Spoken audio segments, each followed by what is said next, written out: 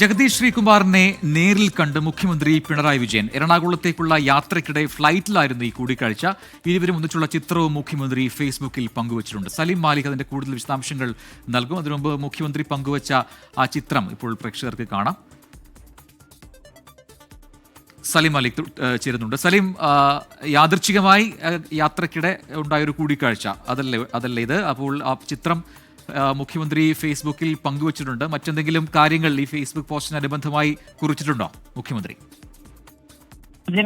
മുഖ്യമന്ത്രി വളരെ ചുരുങ്ങിയ വാക്കുകളിലാണ് ആ കൂടിക്കാഴ്ചയെ കുറിച്ച് പറഞ്ഞിരിക്കുന്നത്. ഒപ്പം ആ ചിത്രം ഈ മുഖ്യമന്ത്രിക്കൊപ്പം ഉണ്ടായിരുന്നയാൾ പകർത്തിയ ചിത്രമാണ്. അതും അത്ര തെളിച്ചമുള്ള ആ നിലയിലുള്ള ഒരു ചിത്രമല്ല.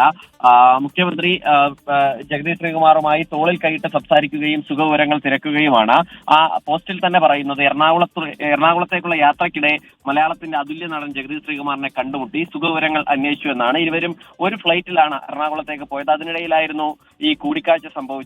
ഏറെക്കാലമായി ഈ വിശ്രമത്തിലാണ് ജഗദീഷ് ശ്രീകുമാർ ഉള്ളത്. അതിനിടയിലാണ് ഈ അടുത്ത് അദ്ദേഹം ഒരു സിനിമയിൽ അഭിനയിച്ചിരുന്നു. അതിന് തൊട്ടു പിന്നാലെയാണ് പിന്നീട് ഇപ്പോൾ എറണാകുളത്തേക്കുള്ള യാത്രയിൽ മുഖ്യമന്ത്രിയുമായുള്ള ഈ കൂടിക്കാഴ്ചയും. അത് മലയാളികളെ സംബന്ധിച്ചിടത്തോളം വലിയ സന്തോഷം പകരുന്നതാണ്. കാരണം ജഗദീഷ് ശ്രീകുമാറുമായി ബന്ധപ്പെട്ട ഓരോ വിവരങ്ങളും ഒക്കെ അത്രയും ആകാംക്ഷയോടുകൂടിയാണ് മലയാളികൾ കാത്തിരിക്കുന്നത്. അതിനിടയിലാണ് ഇത്തരത്തിലൊരു കൂടിക്കാഴ്ചയുടെ ചിത്രം കൂടി പുറത്തു വരുന്നത്. പ്രജിൻ.